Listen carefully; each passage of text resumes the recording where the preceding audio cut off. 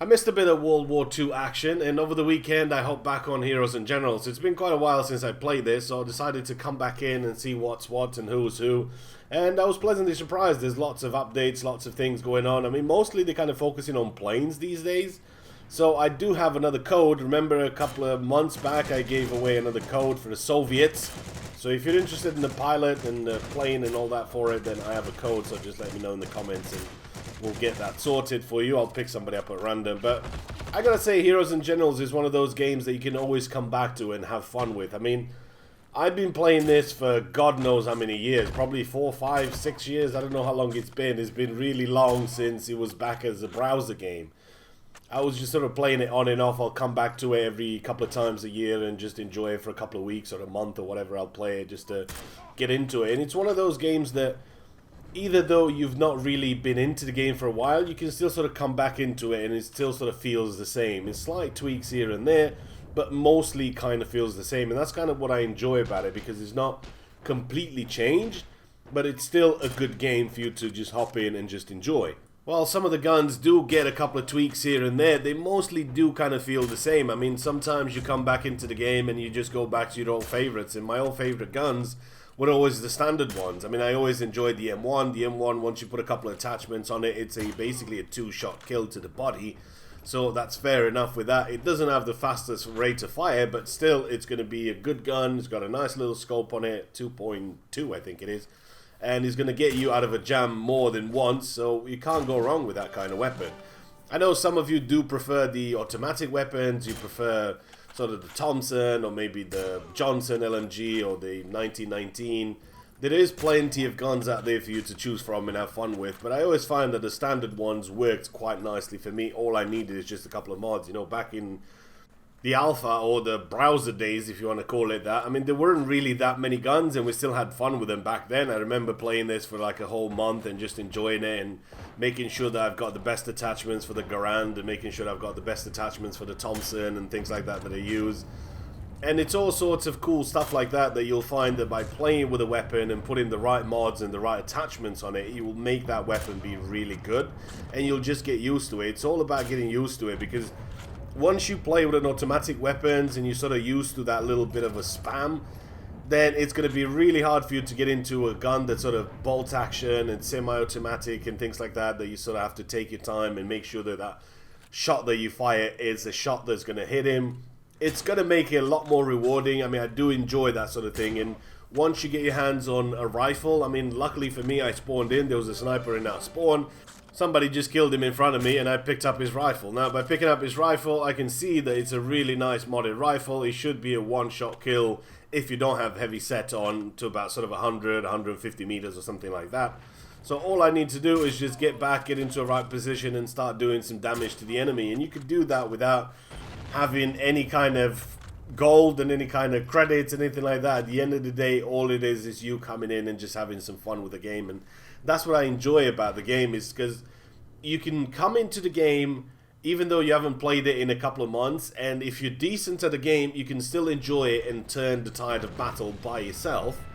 Or even more fun, what you can do is, if you've got a couple of buddies that still play the game, you can come in, you can work together as a squad, you can work together as a whole team, and it's going to be even more fun. You know, get into an APC, get it behind the enemy lines, keep spawning, keep keeping them in the spawn, keep the traps going and things like that. It is a really fun game, and with lots of planes and things like that going on and buzzing about your head, it just gives you that sort of World War II feeling that you've been sort of craving. What you doing here, young man?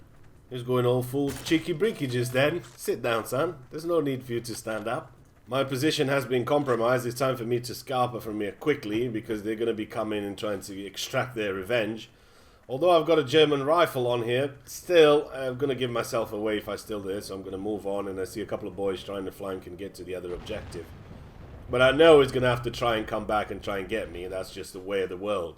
And I kind of like this double sniper setup, you know, if I miss with the first one, I can always get him with the second one. You don't always get to have 2 sniper rifles in the game, so when you do get that chance, make sure that you use it wisely and use as much as you can to take down the enemy. And that's kind of what makes war fun. You know, a lot of people tend to come into the game and go, oh, well, this is not fun, we got dominated, we got pushed a lot by somebody. Well, one of the things I do recommend is just playing the standard game mode. You know, play Assault. Assault, everybody's got the same resources, same planes, same tanks, same snipers, same infantry. Everybody's got to have the same thing. I mean, if you get really good teams and you do have clans and things like that play war, you're going to have a hard time in war. I know you're going to get a little bit more XP and things like that, but when it comes down to it, if you just want to have fun, hop in and have some fun in Assault mode. You get to learn the game a little bit better. It doesn't really matter if you win or lose.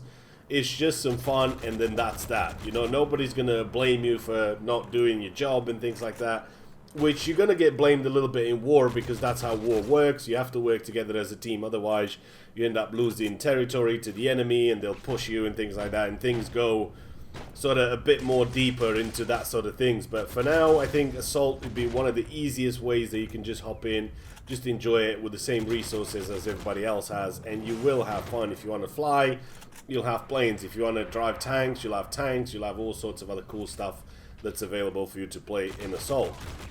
But if for some reason you think that Assault is not really your cup of tea and you want to contribute to the war effort, then by all means go ahead and join war.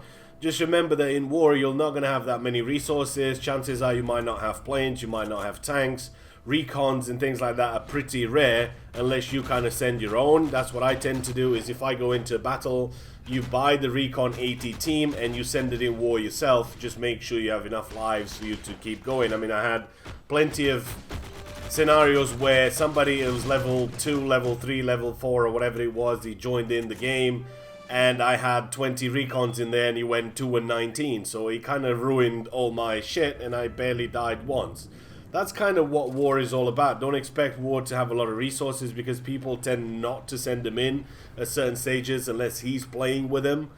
So if you got sort of decent with a sniper rifle and you know yourself that you can do sort of well with it, then you'd be fine. You send in your troops in and you do your business and you join that match yourself and you try and lose as little amount of resources as you can. But if you just join a random match and you're relying on somebody else's resources, keep in mind that snipers and tanks and planes and things like that, they're kind of expensive. You might not see that many, so that's why maybe Assault might be the way to go.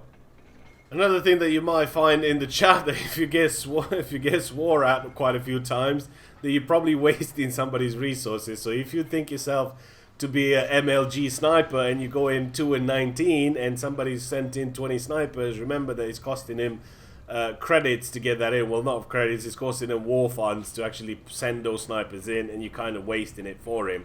So what he can do is he can actually retreat his snipers, and then you'll be left with that one life that you've got, and then that's it, you're out of the game once you died. So be mindful of somebody else's resources because it does make a difference, and you should not just rush in like a madman and die with sort of certain things like tanks, push them into the middle of the map and you know, things like that. You should always look after somebody else's resources. I know it's not yours, and at the end of the day, it doesn't really matter because it's somebody else's money, but you should try as best as you can not to waste his shit because he's going to be pretty pissed off at you. So it will tell you all about it in the chat. If you're wondering about population and servers and things like that, how does it go? Do I sit in the queue for a long time? Well, you won't. If you're playing as infantry, you'll get in within a couple of seconds. Obviously, if you want to be a tanker and you send your own tanks in, then you're not going to be waiting too long. Same thing goes for the recons and paras and planes. But if you're trying to play as somebody else's sniper and things like that, it might take you a little bit to find an actual match where he has recons and other things that are a bit more expensive to buy. But always remember, those are the things that you might want to send in yourself if you want to get in. If you're new to the game and you're sort of thinking, okay, well, I just want to play as a sniper, but I can't really buy him, I can't really do anything about it, then just remember it's going to take you a little bit before you find it because you'll have to actually use somebody else's recons in order for you to get into a match, which is war. But like I said, Assault is the key. If you don't want to wait in queues and things like that, just hop into Assault and you can have some fun. If you're looking to have a little bit more of a hardcore experience with Heroes and Generals, go ahead and turn off the HUD. Trust me, you will have a lot of fun by doing it. It's going to confuse the hell out of you because you don't know what points have been taken, what they're attacking, so you're kind of relying on your teammates and things like that, but it will make it really interesting and really fun. And for those of you who want to be snipers out there, remember that the standard sniper that you buy doesn't come in with the scope that you see me using in this video. It will come in with a basic standard scope, which I believe is 2.2 or something like that, and no attachment, so you still have to work your way into getting the best mods and attachments for your rifle. That's it for me for today. Hopefully you guys have enjoyed the video. Give it a thumbs up, post a comment, and I'll see you in the next one.